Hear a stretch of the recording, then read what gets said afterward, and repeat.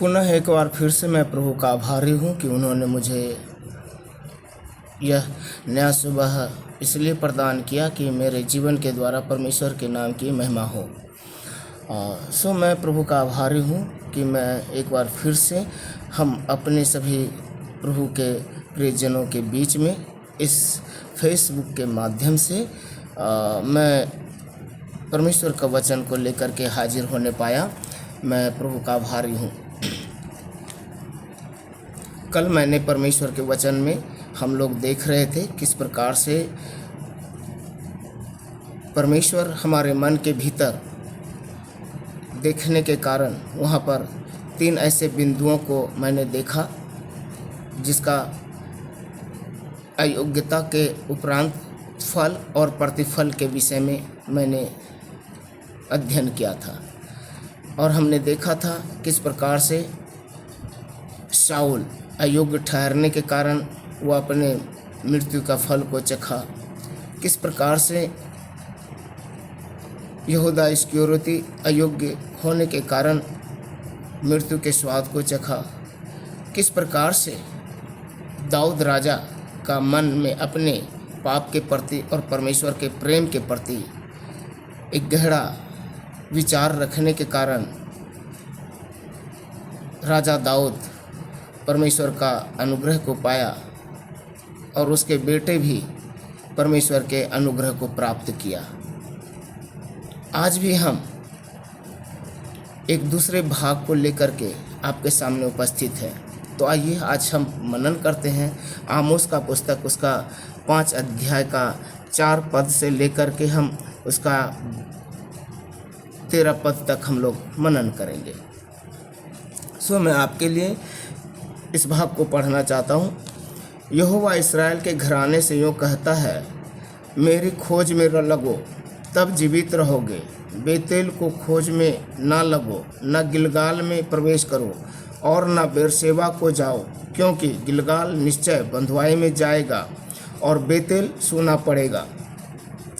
यहोवा की खोज करो तब जीवित रहोगे, नहीं तो वह यूसुफ के घराने पर आग के समान भड़केगा और वह उसे भस्म करेगी और बेतेल में कोई उसका बुझाने वाला ना होगा।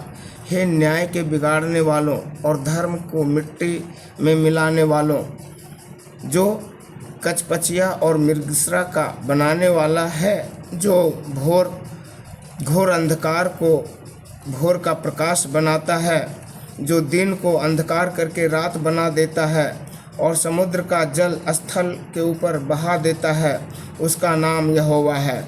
वह तुरंत ही बलवंत का विनाश कर देता और गढ़ का भी सत्यानाश करता है। जो सभा में उलाहना देता है उससे वे बैर रखते हैं और खड़ी बात बोलने वाले से घृणा करते हैं।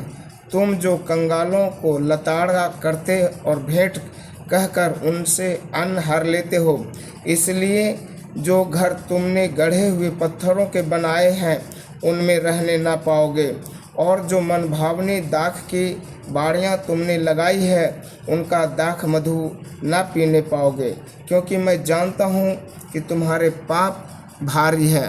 तुम धर्मी को सताते और घूस लेते और फाटक में दरिद्रों का न्याय बिगाड़ते हो। इस कारण जो बुद्धिमान हो वह ऐसे समय चुप रहे, क्योंकि समय बुरा है। परमेश्वर इस वचन के पढ़े और सुने जाने पर हम सबको आशीष दे।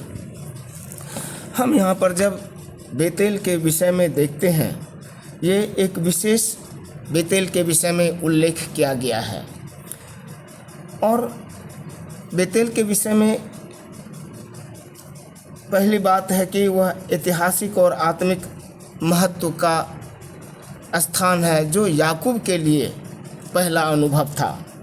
जब हम उत्पत्ति उसका 28 अध्याय और 11 से 22 वचन को जब पढ़ते हैं, याकूब जब अपने भाई एसाव के क्रोध के कारण भाग रहा था, तब उसने बेतेल में एक स्वप्न देखा। और वह स्वप्न में उसने देखा कि एक सीढ़ी है और परमेश्वर ने उससे वाचा बांधी थी कि उसने उसका नाम बेतेल रखा, जिसका अर्थ है परमेश्वर का घर। यहाँ से याकूब का जीवन बदलना शुरू हुआ। फिर उसी जगह में हम याकूब के जीवन में उस बेतेल का दूसरे अनुभव को भी देखते हैं, जो उत्पत्ति 35 अध्याय और उसका 1 से लेकर के 4 पद तक और 7 पद में और 9 अध्याय का 15 पद में वर्णन किया हुआ है। याकूब पुनः बेतेल आया और इस बार अपने ससुर लाबान से निकलकर और एसाव से मेल मिलाप करने के बाद वहाँ पर जब परमेश्वर ने उसका नाम इस्राएल रखा गया, जो उसके आत्मिक परिवर्तन और जीवन का एक चिन्ह था। इस कारण से इस्राएलियों के मन में बेतेल एक ऐसे स्थान के रूप में स्थापित हो गया जहां नवीनता, पुनर्निर्देशन और परिवर्तन परमेश्वर की ओर से होता है। दूसरी बात, आमोस का संदेश बेतेल पर इसलिए केंद्रित था कि आमोस के समय में इस्राएली बेतेल जाकर पर्व मनाते थे, लेकिन उनके जीवन में कोई वास्तविक परिवर्तन नहीं होता था। परमेश्वर उनसे पूछ रहा है, क्या तुम वास्तव में मुझे ढूंढते हो? जब याकूब मुझसे मिला, उसका जीवन बदल गया, परंतु तुम पर्व करके लौटते हो तो भी तुम्हारा जीवन वही का वही है। कहने का तात्पर्य यह है, हमारे जीवन में जब हम परमेश्वर के साथ हम अपने जीवन को समर्पण किया है, उनके क्रूस पर बहते हुए खून को और उनके प्रेम भरा बलिदान को स्मरण करते हैं, जब हमारे गुनाहों के लिए वह अपने कलवरी क्रूस पर हमारी मृत्यु के बदले मृत्यु के स्वाद को चखा, अनुग्रह के द्वारा मैंने उद्धार पाया, क्या आज भी मेरा जीवन वही है? प्यारे भाई बहन, जब हम परमेश्वर की इच्छा को देखते हैं, परमेश्वर की अपेक्षा को देखते हैं, परमेश्वर चाहता था कि उसकी उपस्थिति के कारण इस्राएली का जीवन जो है वो बदल जाए। जैसे याकूब ने तुरंत अपने जीवन में विश्वास और आज्ञाकारिता दिखाई। उदाहरण के लिए उसने परमेश्वर को दशमांश देने की प्रतिज्ञा की। जब हम उसका उत्पत्ति 28 अध्याय और उसका 22 वचन में देखते हैं, वैसे ही परमेश्वर इस्राएलियों से भी अपेक्षा रखते भी हैं कि हम व्यवस्था और सत्य को अपनाएं।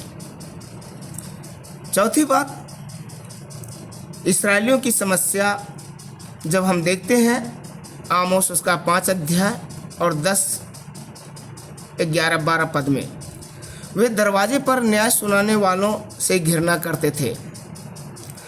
उनके उत्सव केवल एक परंपरा बनकर रह गए थे, न कि आत्मिक परिवर्तन का साधन था। जब हम संपूर्ण निर्णय पर पहुंचते हैं तो आमोस का एक मुख्य संदेश था, बेतेल को मत खोजो, यहोवा को खोजो और जीवित रहो। पर्व या धार्मिक परंपराएं केवल तभी सार्थक है जब वे हमें परमेश्वर के प्रति प्रेम, उसकी आज्ञाकारिता में बदल दें।